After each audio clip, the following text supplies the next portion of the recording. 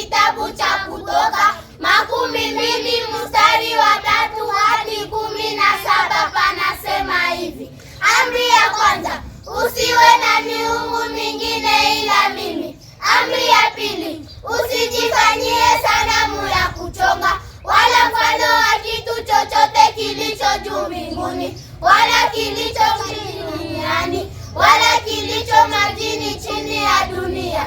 Usivisujudie wala kuvitumikia, kwa kuwa mimi ni Bwana Mungu wako, ni Mungu mwenye wivu, na wapatiliza wana maovu ya baba zao hata kizazi cha 3 na cha 4 cha wanichukiao, na maelfu elfu za wanipendao na kuzishika amri zangu.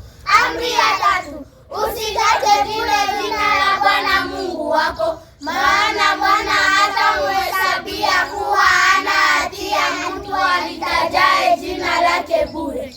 Amri ya 4, ikumbuke siku ya Sabato na uitakase. Siku 6 fanya kazi, utende mambo yako yote, lakini siku ya 7 ni Sabato ya Bwana Mungu wako. Siku hiyo usifanye kazi yoyote, wewe wala mwana wako wala binti yako wala mtumwa wako wala mjakazi wako wala mnyama wako wa kufuga wala mgeni aliye malangoni mwako. Maana kwa siku 6 Bwana alifanya mbingu na nchi na bahari na vyote vilivyomo, akastarehe siku ya 7. Kwa hiyo Bwana akaibariki siku ya Sabato akaitakasa.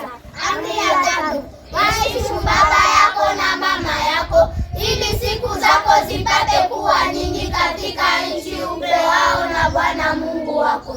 Amri ya 6, usiue.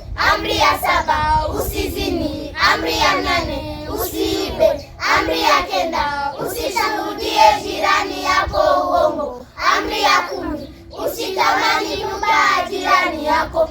Usitamani mke wa jirani yako, wala mtumwa wake, wala mjakazi wake, wala ng'ombe yake, wala punda wake, wala kitu chochote alicho nacho jirani yako. Sasa wewe unayesema kama unampenda Mungu na kuwa mtumishi wake, na japo hauzishike amri zake, Yohana wa kwanza 2:3 panasema kama wewe ni muongo na ukweli haumo ndani mwako.